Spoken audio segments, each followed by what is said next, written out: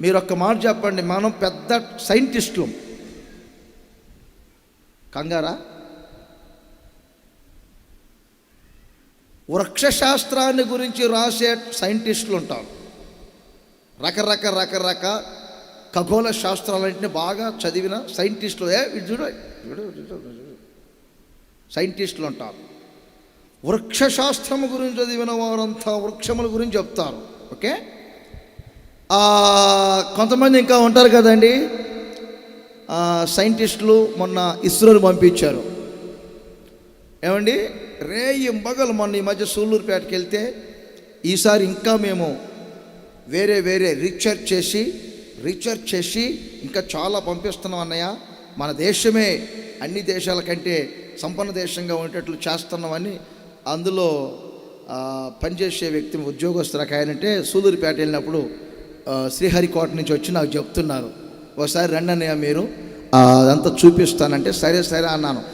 ఆయన ఏది 10 నిమిషాలు ఎంత కూర్చొని చెప్తున్నా ఇస్రో గురించే చెప్తాడు, చంద్రమండలం గురించి చెప్తాడు, రాకెట్ గురించి చెప్తాడు. 20 నిమిషాలు ఈ సోదే ఎక్కువైపోయింది. నిజమే, దేని మీద మనసు పెట్టిన వ్యక్తి అదే చెప్తుంటాడు.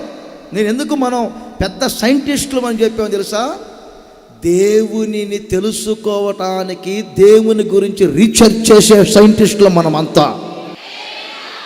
ఈ వారం ఇంత తెలుసుకుంటే వచ్చే వారం ఇంకొంచెం తెలుసుకోవాలి మనం, ఇంకొక వారం ఇంకొంచెం తెలుసుకోవాలి, ఇంకొక వారం ఇంకొంచెం తెలుసుకోవాలి. మనసంతా ఆయన మీద ఉండాలి, ఆయన మీద రీసెర్చ్ చేయాలి. మీరు చీరల మీద, జాకెట్ల మీద కాదు, బూట్ల మీద, షూల మీద కాదు, బైకుల మీద కాదు. బైక్ మెకానిక్ ఉంటే బోల్ట్ల దగ్గర నుంచి హ్యాండిల్ దగ్గర నుంచి మొత్తం బెరికేస్తాడు, మళ్ళీ బిగిస్తాడు.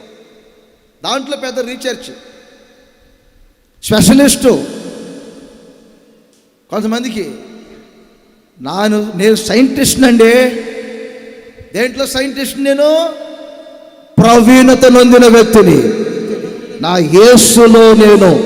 యేసును గురించి చెప్పే సైంటిస్ట్ నేను వారం ఆయన లోతుల్లోనికి వెళ్తున్నాను. ఆయన చివరేదో మొదలేదో చూస్తున్నాను. ప్రతి క్షణం ఆయన పార్ట్లు వివరిస్తున్నాను. నేను దేవుని తెలుసుకునే ఒక ప్రవీణత నొందిన వ్యక్తిని, ఆయనలో పాండిత్యం పొందిన వ్యక్తిని నేను. అంతటి స్థితికి మీ ఒక్కొక్కరు వచ్చుదురుగాక. గట్టిగా